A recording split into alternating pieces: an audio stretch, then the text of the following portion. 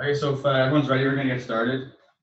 This is our last webinar of the semester or the session, and then we're going to resume it again in the fall in September. And so to kick it off, our one and only summer webinar, we have our Associate Director, Dr. Alison, Professor of School of Mechanics here, to give a presentation, more of an introduction on situational awareness and how it can pertain to health and safety in workplaces. So her presentation should be roughly around 45 minutes. For those that are online, you can feel free to enter questions into the chat box throughout the presentation, and I'll monitor them throughout. And then at the end of her presentation, I'll have a short question period where we can ask Alison questions. So I guess that's about all you need to know, and then I'll let Alison begin her presentation. Thank you, Brandon. So I'm going to give you a primer on situational awareness. I'm trying to make it relevant to industry and the industries in which CROSH operates for the most part, but just recognize that this concept originated really in the military, is fairly pervasively used in aviation and other high-risk situations, but has a lot of important sort of theories and concepts that can be applied to industry in general. So we know that technological advancements in industrial machinery have been happening at a really steady rate, and it doesn't seem like it's going to stop. Physical dials and displays have been replaced by multifunctional displays that can provide more information. Sometimes you have pages of information or layers of information. Digitization of processes and displays has already increased the number of things that operators must pay attention to, whether they're in the cab of their machinery or elsewhere. The demands from the outside world have not diminished. We can think about construction, and in that particular environment, operators have to interact on open work sites in which pedestrians or other workers on foot, as well as other machinery and perhaps pedestrian vehicles are also, passenger vehicles are also moving around in uncontrolled and probably unpredictable manners. Pedestrians themselves, we know, are less aware than they used to, probably because of technology and having their earphones in or looking at their phone as they navigate around just life or, again, the work site. Many technologies that are being introduced into industrial machinery tend to be aftermarket items rather than some of the more integrated systems that we are seeing in the passenger vehicle arena, where things might have been thought out a bit more. So that brings with it the other challenges. So in some cases, the operator already has a really large amount of dials, displays, etc., that they have to pay attention to, and another system designed to reduce the load may not necessarily do so, and it impacts this concept called situational awareness. So in the past, systems have been designed from a technology-centered perspective. Engineers can produce sensors that feed into displays to provide more information about nearly anything in a mechanized work environment. And the user themselves are tasked with just keeping up, trying to make sense of the increasing amount of data that's provided to them. In a highly dynamic work environment, operators must pay attention to large amounts of data produced. They must find the required information, and it might be scattered due to the placement that's been dictated by the engineers rather than human operators or human factor specialists.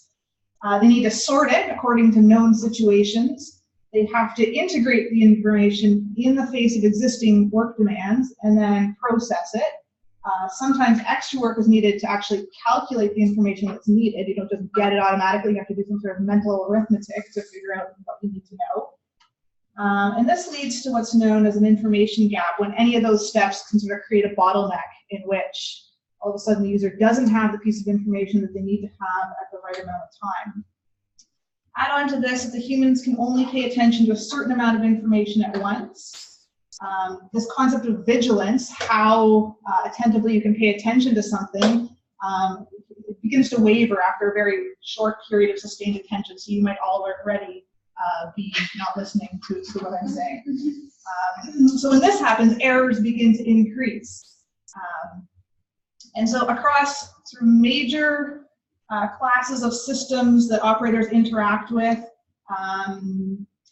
errors are cited as being a causal factor in 60 to 85% of all accidents. And The automation of these processes can sometimes help, but it sometimes leads to other types of error, namely increased system complexity and this black box phenomenon. So the operator doesn't actually know what is going on with their system. And if they experience a loss of situational awareness at that time, it's going to plague additional automated processes. You don't really know at what point in the process you are or how you're going to troubleshoot if something is going wrong at that point. The idea of system brittleness comes into play at this point, and a system that is sort of too automated and very brittle is not resilient or malleable to emergent situations and allowing the operator to recover from an error or a situation. Some researchers put forward that in an attempt to basically automate our way out of human error, we have actually introduced more cognitive load and more catastrophic errors that can occur in a situation. So experts argue that we need to move away from technology-centered design to more user-centered design. And that's a design to design the interface around the capabilities and needs of the operator in a way that fits the goals and tasks of that user. So user-centered designs is a concept we'll look at. It's known to reduce error, improve safety, improve user acceptance, which is important, and satisfaction with the system they're using. And it's also known to improve productivity. So situation awareness, as I mentioned at the start, originates in the world of sort of the military, in particular military pilots, and then it moved over to some other high-risk occupations, including aviation and nuclear sort of situations. And so achieving and maintaining high levels of situational awareness has been found to be both critical and challenging. Since its introduction, it has been expanded to and been applied to almost every work situation you can imagine. Education, driving, train dispatching, which is also fairly high risk and constantly changing. Air traffic controllers are another popular one. And a lot of the original literature is by this author, Mika Ensley. And so she was published extensively in the area. So it's broken down into 3 levels, actually. Level 1 being perception, level 2 being comprehension, and level 3 being projection. And you can see the quote there that sort of puts all those things together. So I'm going to go through how those things work. So perception of information may come through, mostly our senses: visual, auditory, tactile, taste, or olfactory senses. Those cues can be varied or subtle, and the best practitioners or the best users can pick up on the most subtle cues based on years of experience. And you might be thinking now in your mind about an example of where you have identified that something is about to go wrong, or there's something wrong in the system long before anyone else did. Some examples: an experienced cardiologist will hear minute differences in the rhythm of a heartbeat and be able to then understand what's happening and project forward to what the diagnosis might be. And an experienced pilot knows something is wrong based on seeing the lights on an airfield as they're descending. And we've all had that experience of diagnosing a problem in our own vehicles just based on that sort of pitch of the engine. It just doesn't quite sound right. I called up my dad. I said, there's kind of like a grinding sound on the front axle of my car. What does it sound like? He says. And so I try to describe it, and then you can almost always diagnose, what it's going to be. So while much of level 1 information is not actually received, it's received from dials, displays. There are other pieces of information coming from the environment directly. And some environments that we work in might make it more difficult to directly perceive the needed information. So you can think about obscured vision, smoke, confusion, noise. All of those are going to be present on these really highly dynamic, high-risk environments. So level 1 is known to represent a huge bottleneck in that situational awareness process. And I mentioned that idea of a bottleneck in terms of information coming in, but you can't get the information that you need. So as much as 76% of errors in pilots were related to not perceiving the needed information. So perceiving being this first level of situational awareness. So in some cases, it was because the information was not provided to the person who needed it.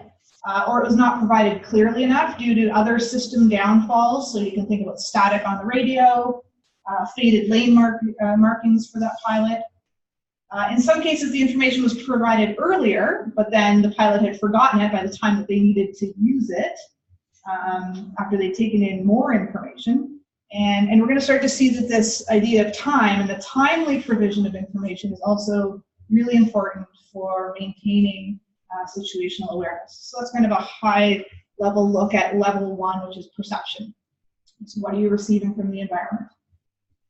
Level 2 of situational awareness, this comprehension piece, involves taking the level 1 elements, integrating many pieces of data to develop information that is important for your current goals.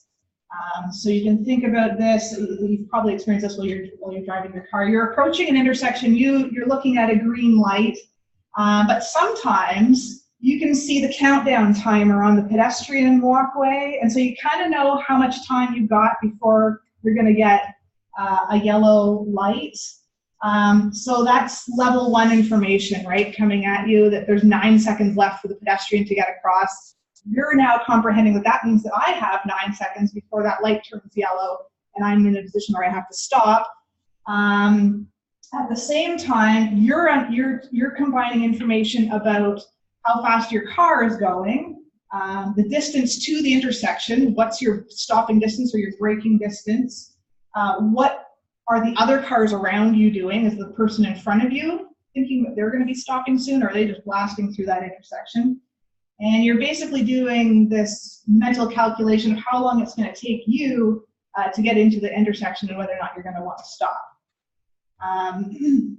So that's probably an example that all of us can relate to.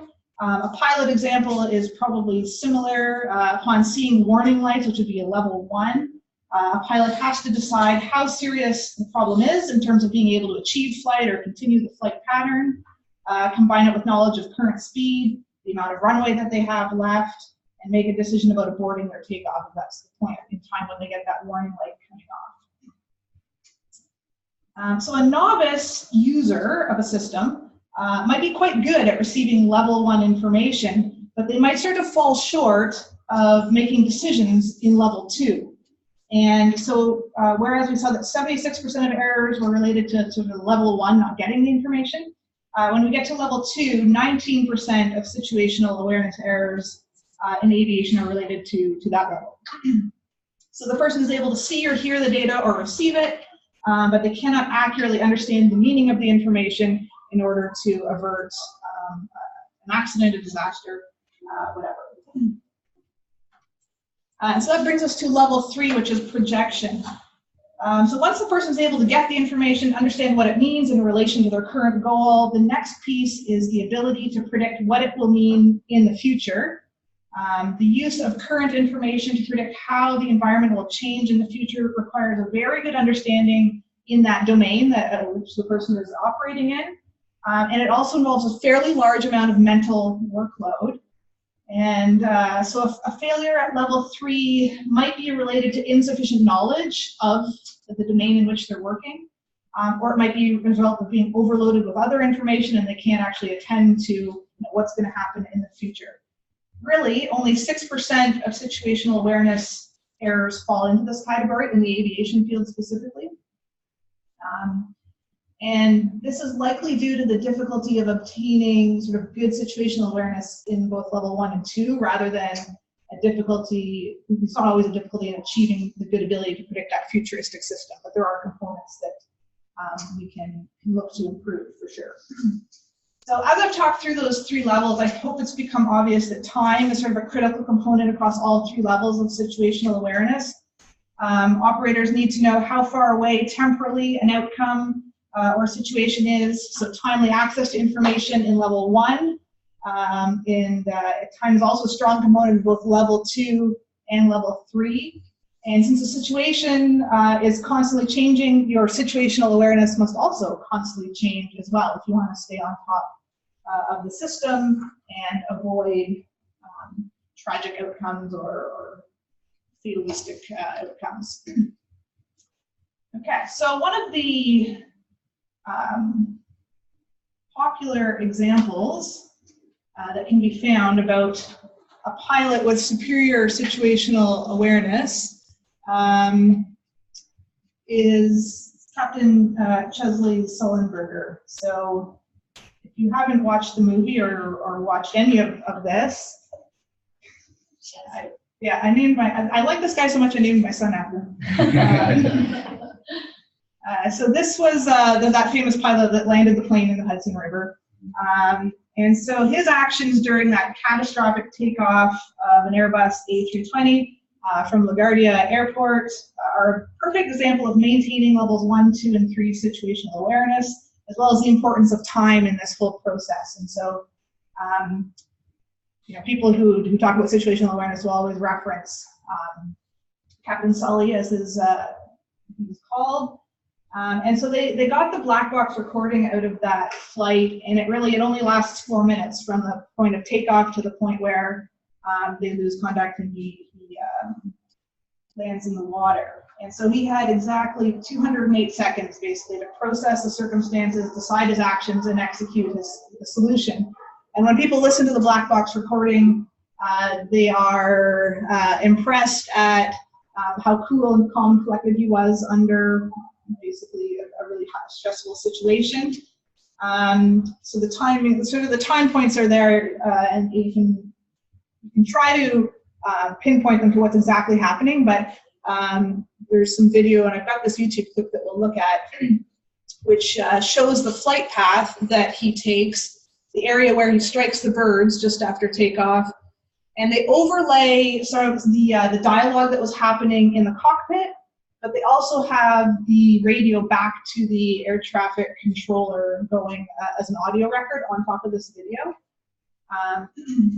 But I'll sort of walk you through it so you can also make sense of it, since I'll talk about this a little bit later, but even just the communication that you're going to be seeing on the screen might not necessarily mean anything. But so shortly after takeoff, the plane hit a flock of geese. That's at that time point right there. And you can see in the dialogue that he works with his co-pilot to go through whatever their engine restart checklist is, which would be fairly standardized procedure that they would go through. We're going to see later on that checklists are important for maintaining situational awareness. They've got something to do, they know what to do. They decide that they've damaged both engines and pretty much immediately determine that they don't have any thrust. And so they report that response back to air traffic control, and they start to prepare for his return to LaGuardia. They thought he'd be able to turn around and come back in and land. So then there's a space of time where there's some back and forth, and you can hear them saying, we will clear a runway at LaGuardia, and his response is just unable. So he's not even wasting any time talking to them as he's going through all the stuff that's happening in the cockpit, and you can hear them say, what do you need to land? Do they have another number? Which one can you do? At that point he says, I think we're going to end up in the Hudson, and then he sees the Teterboro Airport that's on, you can see here's LaGuardia here. To his right, obviously, he can see that Teterboro is a possibility, so he asks about that. And so you can hear air traffic control. He goes and tries to get a lane cleared at Teterboro for them. And I think he gets told that there's one available, and he says, we're going to be in the Hudson. And then at that point, the contact is lost. Going on as well, at that point, he's also announced over the intercom for the people in the plane that they need to brace for impact. He's barely cleared the midspan of the George Washington Bridge as he comes through. He's missed a whole bunch of boats that were in the harbor. And he's also probably calculating that you can't just land a plane on a river the same way you'd land it on a landing strip. And so they talk about the fact that he had the enough comprehension of the system to drop the tail down first and sort of hydroplane to a stop in the water. And all of those actions combined, which just demonstrate this high level of situational awareness, mean that no one died that day, whereas another outcome with a different pilot could have been a totally different story. So any other pilot unable to process sort of the implications at level 2, so to turn around and try to get back to LaGuardia, as was first suggested to them, he realized he couldn't do that. And then this level 3, projecting that his current trajectory could possibly provide a safe water landing, that sort of extra levels of situational awareness that allow this to happen. Okay, so we're gonna, now that you know the story, I think this will make a bit more sense.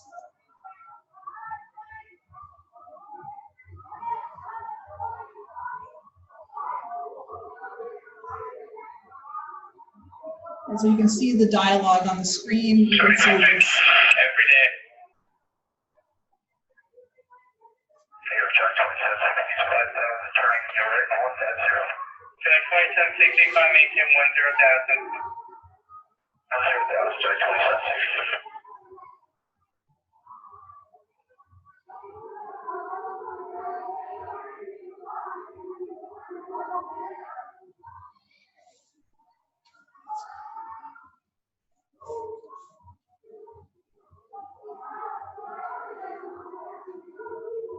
Cactus 15.9, turn left lane 270. This is Cactus 1539, the first returning back towards the water.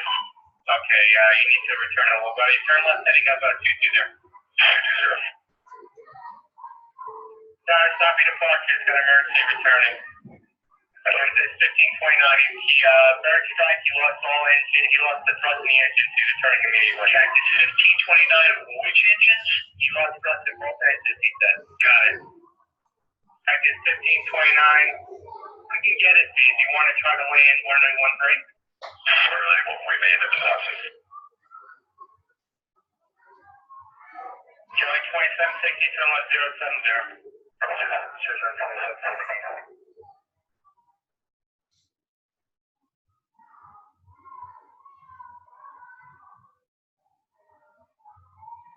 Hi, Cactus 15.9, it's going to be left traffic to runway 31. Unable. Okay, what do you need to land?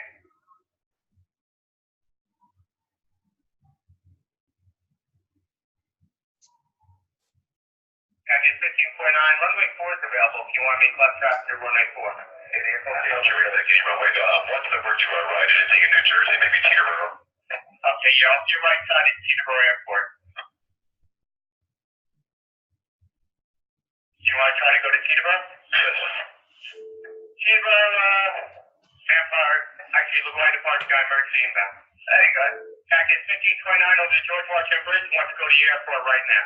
Also, airport check, does he need assistance? Yes, it was a bird strike. Can I get him in for runway 1? Runway 1, that's good. Cactus 1529, turn right 280, you land runway 1 at Teterboro. We can't do it. Okay, which runway would you like at Teterboro? We're going to be that one. I'm sorry, say again, Cactus?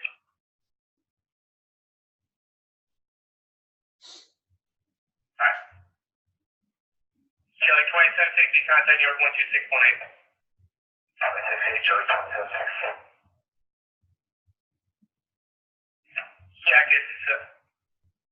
Cactus 15.9, radar contact is lost. You also got Newark Airport up at 2 o'clock in about 7 miles.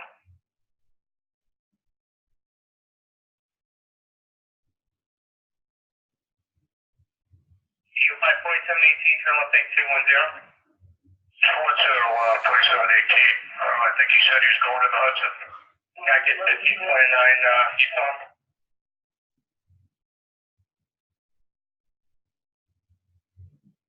Cactus 1529, if you can, you got runway 29 available at Newark, will be 2 o'clock in some miles. EU 54718, climb maintain 12000. 12000 and even 5, please. EU 54718, I'm sorry, missed that second. And we're up to 12,000, units. Okay, thank you. 54718, turn left 220. Okay, so 417.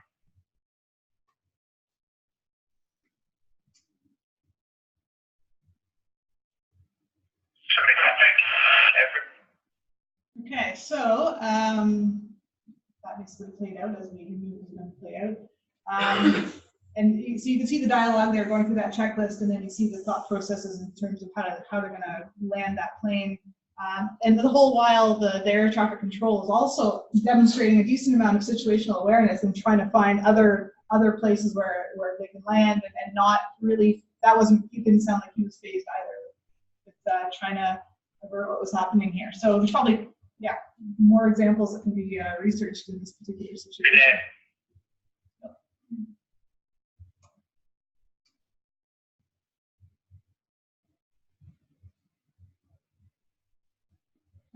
Move on. Okay, so I'm going to talk a little bit about barriers to situational awareness. And these are fairly common. They can go across a variety of industries. But attentional tunneling is one thing that we can try to avoid. So the opposite of attentional tunneling is attentional sharing, when users can both pay attention, for example, to the road while they're driving and monitor the radio for information. And we might be able to do that fairly well when paying attention to those two modalities, which would be sound and vision, but only for so long and only with so many inputs. And so if attentional tunneling is occurring and they start focusing too intently on one thing and not on the entire environment, so something over the radio catches your attention and you just start listening more than paying attention to where you're driving, you might find yourself that you've dropped your scanning routine, which is basically back and forth across the road to your rear view mirror, that general scanning pattern that we do to try and drive safely every day. So while some tasks require some amount of tunneling, it often can result in the loss of situational awareness in another realm, and it can be detrimental. And so driving technology that is being introduced into cars may provide additional sort of level 1 situational awareness, but it can also lead to tunneling and loss of situational awareness around us. And you can think about that process of using your backup camera in your vehicle to back up, which quickly leads to not even doing those shoulder checks anymore, or looking around your machine for hazards before you head out. So that's an example of that little screen that they're now giving you. Your attention is tunneled on what you see there, and you've stopped that routine that was making it a little bit more safe to look all the way around your vehicle. As humans, we have limits to our working memory, and so there's lots of research around the working memory limits, but it's basically limited to approximately 7 items plus or minus 2 pieces. And there's ways to use chunking and getting more pieces of information into things, grouping things together to try and expand your working memory limits. But a lot of parts of the situation that you might be monitoring are going to have to reside in memory while your scanning of the environment continues. And so if you can't actually keep those items in memory, they aren't going to be there when you need them next. Data overload is another common problem. Workload and fatigue. So we know that stressors can be both mental and physical, and those things are going to take up cognitive resources that would otherwise be used to maintain your situational awareness, including that working memory piece. So those can be problematic. The data overload, so many complex systems provide too much information, and the specialist cannot wade through it all quickly enough to find that information that they need. So thinking about the fact that the brain can only take in and process in a limited amount of messages, but we can use this user-centered design to try to reduce the impact of scrambled data and that bottlenecking in the system. Misplaced salience is this idea that all types of attention are vying for our attention, and some kind of information is more easily captures our attention. So for instance, we're very attracted to the color red. We're attracted to movement in the environment. Flashing lights catch our attention, loud noises, large shapes. And so we can use those things to attract our attention and try to increase situational awareness. But in some cases, they can also hinder our ability to maintain situational awareness. So imagine driving down a busy downtown street at night. There's a lot of lights, a lot of probably flashing neon lights that are attracting our attention. It's almost impossible to process any information at all if you've been in that situation. And in that scenario, a true hazard, so for example, the flashing lights of an ambulance might easily go unnoticed until it's too late and they're basically on your bumper wondering why you haven't pulled over to let them by. Complexity creep is another thing that we are seeing. This is a common downfall of system designers. Technology has the capacity to do so much that as users we cannot easily retain a clear mental model for how the system works at all. Think about the universal remote that controls your TV, your gaming system, your Apple TV, all those devices in your home. It takes a long time to learn to use that equipment, and really some of us probably don't even really have a true understanding of how it happens, which is going to get into this errant mental model. And so automated systems this is from aviation, but automated systems in flight management are actually very poorly understood by pilots, which actually affects their ability to interpret information in order to inform their level 2 situational awareness, that comprehension piece. And then it also further impacts their ability to predict what's going to happen next. So the mental model is basically the key for interpreting the information that is gathered. So if you have an incomplete or an inaccurate mental model, then we're naturally going to have poor comprehension and then poor projection of our situational awareness in those levels 2 and 3. Critical errors can be made when operating equipment using one mental model, so assuming that the speedometer is displaying miles per hour when it's a different mental model altogether, governing the situation kilometers per hour. And people are also very good at ignoring those conflicting cues that do not match their current mental model. There's an interesting thread on Twitter actually right now about an academic who ended up in Calgary rather than Ottawa for a conference based on ignoring those cues that should have said something's wrong here and operating under that wrong mental model. And then this out-of-the-loop syndrome. So automating these processes actually undermines situational awareness by taking people out of the loop. So humans are acting sort of out of sync with the automated system, and at times unaware that the automated portion of the system is actually failing. And there are ways to overcome that downfall with well-designed automation processes, but you have to tie it into the human's information. Like they need to know if the boot up process goes through and there's a failure, they need to know that that's happened rather than it just going into a loop and going on. So here's Enley's situational awareness model. I'm not going to go through it, but suffice to say that we've talked about a lot of the things that happen in here and the things that inform the state of the environment for level 1, how your goals and objectives, your preconceptions, your information processing mechanisms can all help to inform level 3 situational awareness. Now, I've talked about user-centered design and those barriers that I just talked about. You can start to look up some designing for situation awareness or designing with a user-centered design principle. There's actually like 50 different principles that can help designers overcome the barriers identified on that previous slide and produce an optimal interface or an optimal system for situational awareness. So user-centered design represents a way to achieve more effective systems. You can mold the interface around the capability and the needs of the operator. We need to move away from designing an interface that simply supplies information about sensors and technologies towards a design that integrates that information in a way that fits with the goals and the needs of the operator at the time that they need them. And generally, this doesn't actually mean asking users what they want, although it is a step in the process. Generally, people are kind of bad at knowing what information they need and when they need it. And so we go to the large database of scientific literature that provides information on what works in terms of interfaces and what doesn't.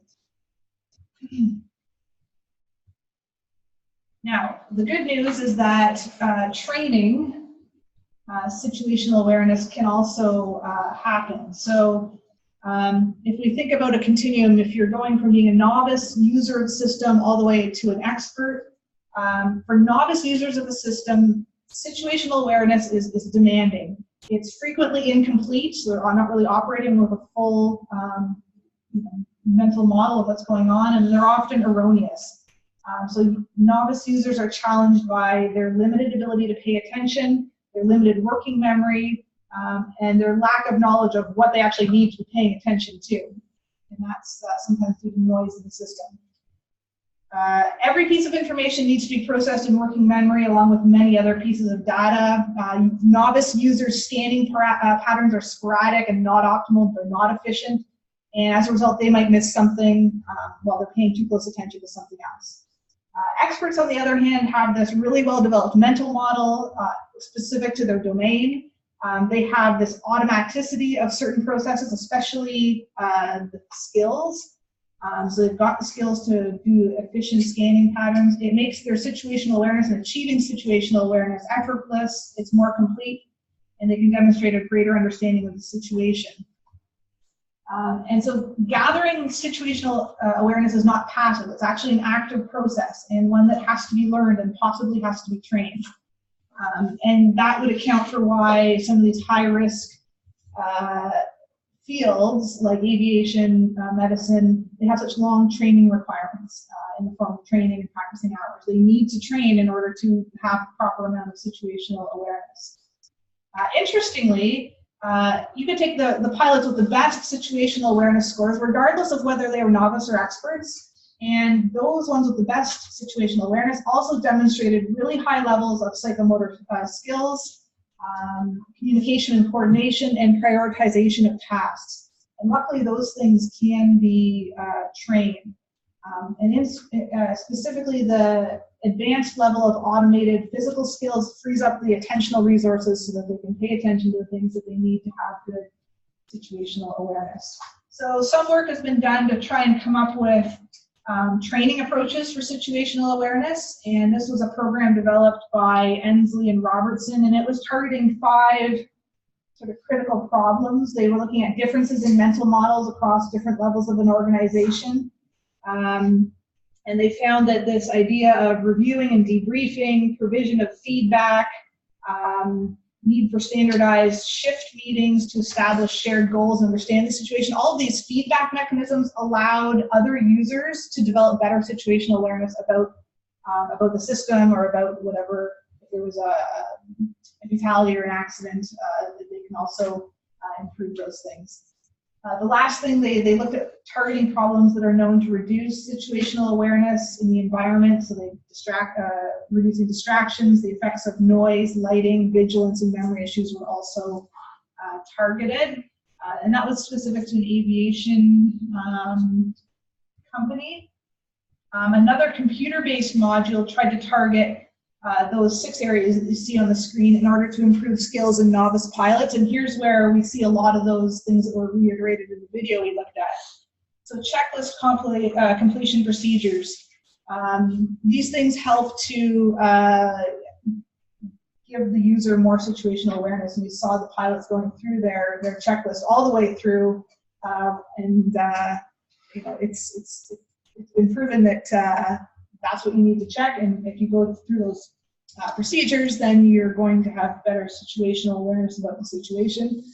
ATC communications in particular, pilots have this jargon, and we maybe didn't understand a lot of it that we saw on the screen, but the pilots with low situational awareness have trouble keeping up. They can't filter out the bits of information they need, and there's wording, there's syntax, and then the speed at which that information comes in is very, very rapid. So they found that they could train them to improve their ATC communication skills. There's the psychomotor skills. They tried to improve those skills to the point where they had higher automaticity, so they had more mental room to process other cues that they needed. They looked at basically what I'm going to call multitasking skills, attention sharing skills. They just improved their ability to multitask while they're doing it. And then pre-flight planning was another thing that they targeted, gathering as much information about the environment related prior to takeoff. That would facilitate achieving situational awareness during the flight, when you can think about all the environmental factors that might affect a pilot as they flew across the country, for instance, different weather patterns that they were going to encounter, etc. They also did they tried to tackle contingency planning, so training the pilot to work through possible future occurrences and how those things might throw off what they had sort of thought through on their pre-event or their pre-flight planning.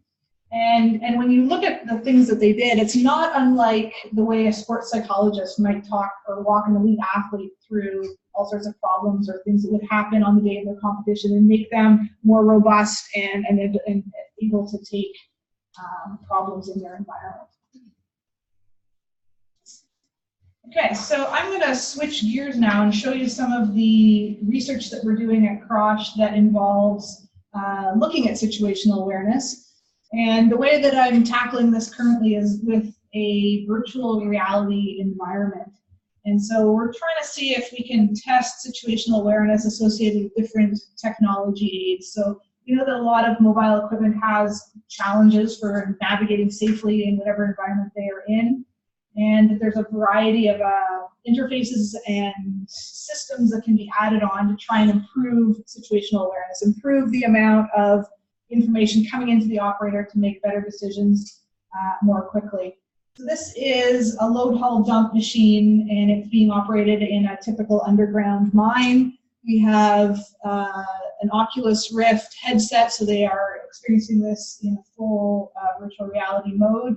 They have a joystick, and they have a foot pedal, so it's mimicking how you would drive this thing. Now, as you will recall, the LHD is driven both forwards and backwards, and they have to turn their neck quite a bit in order to drive both forwards and backwards. So adding in cameras can sort of improve how much visibility they have. So the goal here is to get to the point where we can test some proximity awareness technologies. And there's a lot of ways that proximity awareness can manifest itself, and depending on which system is being used. But there's options for the display. Is the display just a simple CCTV video feed from cameras that are located on the machine? Is the display more of a radar situation? As you can see, an integrated display down in the bottom right here, where we're giving a bird's eye view of the actual machine in the drift. And this would be an aided display to try and help the amount of collisions or the ability to perceive hazards and pedestrians in the environment. We are also experimenting with sort of infrared video, and is that an easier way to pick up that critical information that you need from the environment? So those would be sort of passive ways to think about alerting a driver or increasing their situational awareness. There's also ways to sort of alert them. And those could be audio. We know there's lots of beeping. If you go on the construction site, all you hear is beep, beep, beep from the backup alarms. They can become annoying, and people start ignoring them because they're just so frequent. The other types of alerts that we are beginning to test are sort of a visual alert of some sort. You can see on both of these displays, we've got a little icon down in the bottom corner where the helmet represents, and there's a 1 beside it. So there's a pedestrian somewhere in the environment at that point. Or there's a piece of equipment, or there's some other hazard that you need to pay attention to. So those would be also hazard options. How do you present that information? As icons, as text? What colors capture our users' attention? And the other way to possibly alert someone is using a haptic feedback. And we've all had the experience of our phones buzzing in our pocket and alerting us, say, yeah, we just got a text message. And you pay quick attention to those. So it might be a really powerful way to get people to pay attention to what's happening in the environment. So because it's virtual reality, we can do all of that. And it's all options. So we have a fairly simple mine layout. The goal is to deliver muck from an ore pass. Deliver muck from the place where it lands. So you've got 2 muck piles and bring it to the ore pass. And that mimics a typical job task of an LHD driver underground. We have ways to measure how safely the user, the virtual reality driver, is interacting with other characters and machinery. And we do that by measuring the number of times it collides either with the wall, with other machinery, or with pedestrians in the environment. And we also measure perception response time. And that is, we've told the user that when they see a pedestrian in the environment, they have to hit one of the trigger buttons on the joystick, and then we can measure how quickly they're reacting to those things in their environment. The other options we have, you can see we've got icons. We can change the icon colors. We can change the number of screens you have in the cab. We can change the hazard color. We can change where those cameras are located, what view they're projecting. Because it's virtual reality, we can put whatever we want in there. And so we've also overlaid into this system a way to test situational awareness. And at the moment, we are only testing sort of that level 1, the perception. And some of the things that we have added into the environment in order to test the ability to maintain situational awareness are things like We can change the color of the sanctuary door, the refuge door. We can change the color of it. We can change the writing on the wall at several points underground. They'll just scroll on the wall what level they're at, and it represents feet, depth in feet. So we can change that number. Are they actually paying attention to other things in their environment? We can change other colors of the vent tubing and pieces of the environment to try and test whether they can pay attention better. So can the user play the game while paying attention to their environment? How does adding in another thing like a screen? It's supposed to help with detecting pedestrians, but does it just create more of a distraction? And so here's some of our preliminary findings. And what we found is that, first of all, people are very variable in the simulator. They show high amounts of variability. Those are the big lines. But after some time, about 20 minutes, they start to become more efficient. Their variability decreases considerably for most users.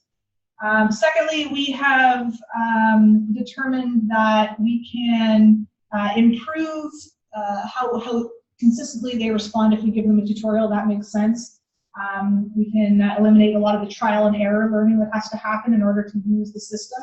So our virtual reality tutorial works to increase player consistency and get them to the point where they're a little bit more proficient. They've got more of that automaticity of the physical skills acquired so that they can actually pay attention to the environment. The other thing we did was we measured the user's innate levels of mindfulness. Mindfulness is also linked to the ability to have sustained attention over a period of time. And when we only looked at those with the lowest levels of mindfulness and the highest levels of mindfulness, we began to see a relationship emerge. And the relationship was that those who had the highest levels of mindfulness tended to have the fewer number of collisions. On another measure of personality, those who had a high level of goal-driven persistence also had fewer collisions in our simulator. And although we can't necessarily change someone's personality, there are numerous studies to show that mindfulness and that ability to pay attention and stay vigilant is trainable. So it accounts for the presence of several of those situational awareness training components that I just mentioned, that multitasking, the planning ahead. All those factor into a person being able to actively pay attention to their surroundings in order to do their job more safely. We also found that those with high levels of cognitive failure were linked to more missed pedestrians. A missed pedestrian means that it came into their environment, they had a line of sight, they should have been able to see it, but they never tagged it, they never hit that little button. And that matched previous literature in which that those with high mindfulness scores have very low omission rates. Omissions could just be another way of thinking about an exceptional lapse of attention. And so there's probably something happening there. When we look at how they responded to situational awareness, we found that during trial 1, and trial 1 lasted about 20 minutes, they answered approximately 69% of the questions correctly. And when we got to trial 2, that jumped up to about 87% of the questions being answered correctly. And remember, those were things like color of the refuge station door, how deep are we right now, the color of the vent pipe, what gear were you driving in when we paused this game and asked these questions. So this sort of suggests that participants became cued to that external environment, the virtual mind, and since it seems to go up, it's suggesting that they start to pay more attention to their environment, and maybe represents that ability to train your situational awareness abilities, at least in the short term. These findings do parallel some other work in which there is a positive relationship between mindfulness and situational awareness. And so we're seeing that that high mindfulness and good situational awareness really only became apparent once people were more adept at driving the LHD. They had that automaticity, they had the physical skills. And secondly, and maybe most importantly, they had been alerted to the fact that there was a reason to pay attention to their external environment. So if that's what was driving the relationship, then we know that quizzing people or throwing things at them that they need to pay attention to might be a way to increase their situational awareness. Other data that we are looking at are sort of this big data. Because it's in virtual reality, we can just gather data over time, and we can see where a lot of the collisions happen in the mine, so we can look at issues of mine layout perhaps. We can also see where on the machine the users are colliding with the walls of the mine. And we can start to see improvements over time. And we are just in the process of trying to look again at the people who had the worst mindfulness and the best mindfulness in our study group, and see if there's any larger learnings you can tease out about how likely they are to hit the wall. So that's just an overview of some of the research that we've got going on around situational awareness, particularly in the mine and in this virtual reality environment. So I hope you enjoyed that lecture today. Thank you.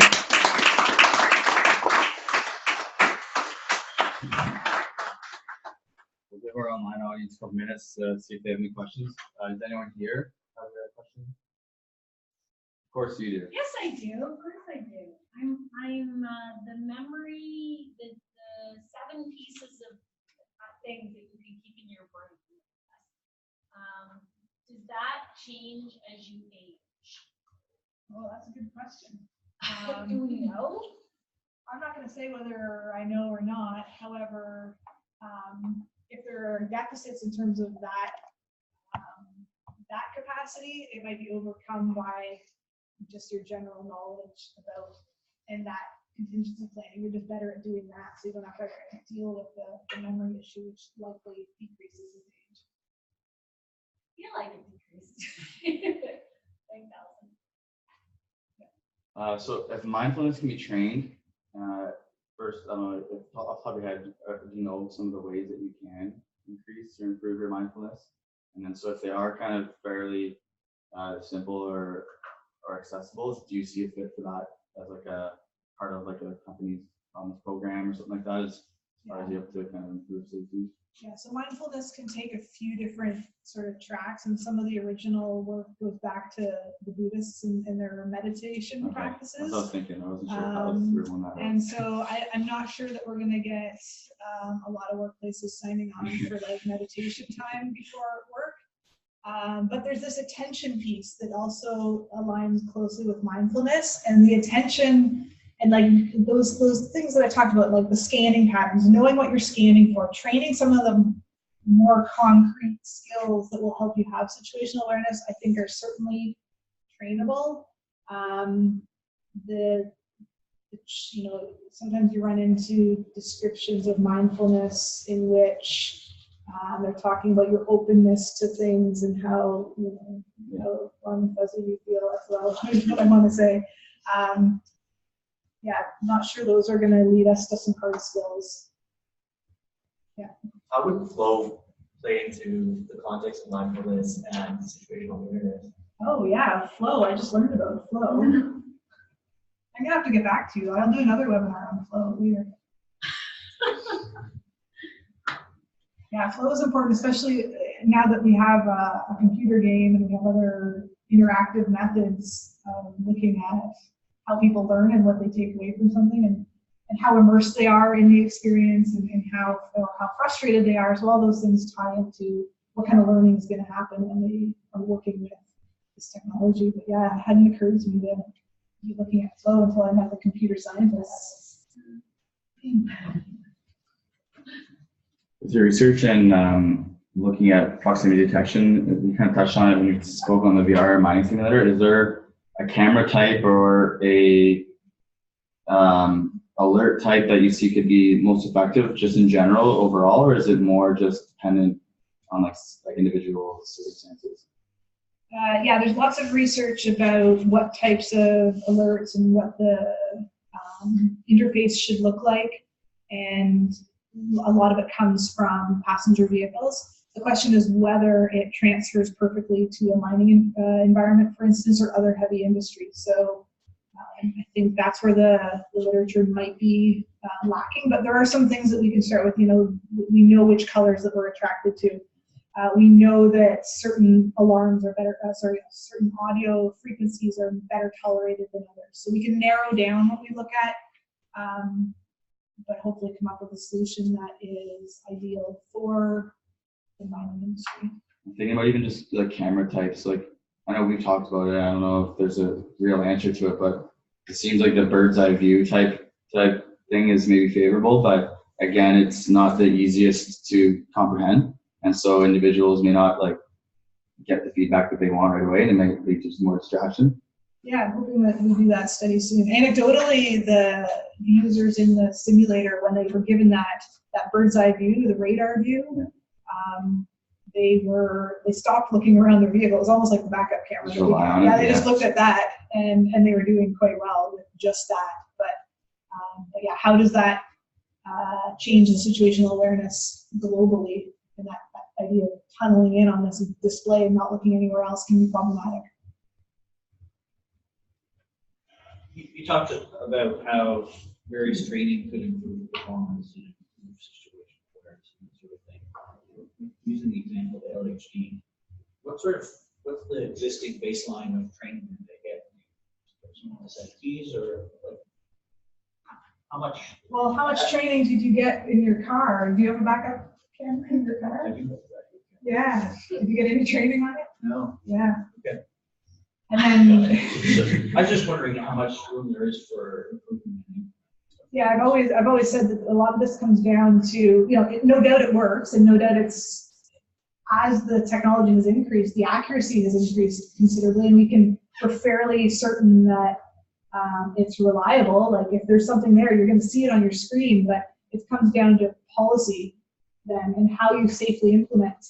I don't know who we were talking about. If the camera goes down, is your machine down? Do you just pull over and wait for the electrician to come and fix you? You used to drive it without that, but all of those, policy pieces haven't been explored either. And then probably what's the policy on training to actually get up to speed on how this thing works? Probably lacking in most cases. Just actually in terms of like existing infrastructure, like so when there's like a proximity alarm per pedestrian in like the machine, is that something that already exists technology-wise? Like, do workers in the mines have like sensors that are indicating to the LHDs and such? Or it depends how it depends how sophisticated the mine infrastructure is. Mines with Wi-Fi can do a lot more and get a lot more data than some of the passive ones are just basically give you an extra camera feed of what's around you. There's all sorts of levels, and every mine will be different.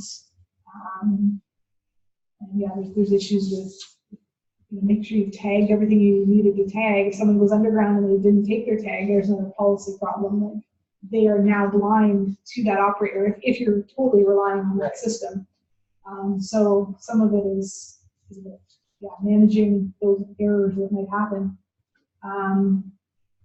And then, interestingly, I've been involved with some installs of cameras, and they already had like screen X, screen Y, and then we were adding screen Z, and they had 3 added on screens that the manufacturers hadn't intended to be there.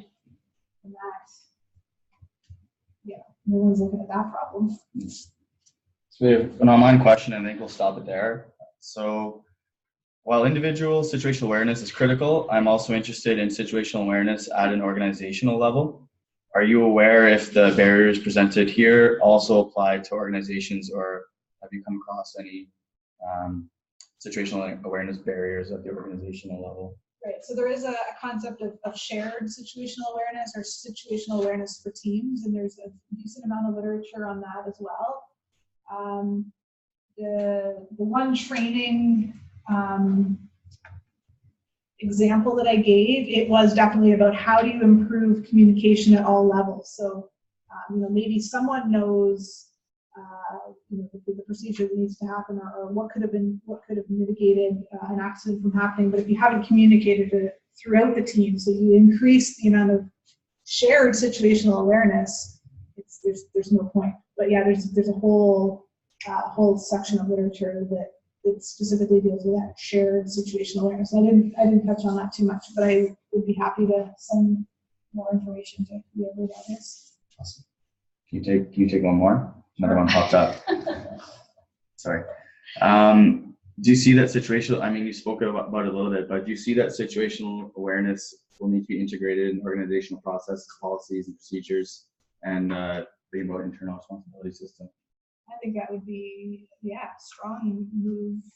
in the right direction. And some of the very basic level of training that has been suggested is just telling people what situational awareness is. When I started looking at it as a concept, I'd heard it in a meeting. I thought, someone made that up. I'm sure they made that up. And then, of course, it's got this huge and long and strong history in military.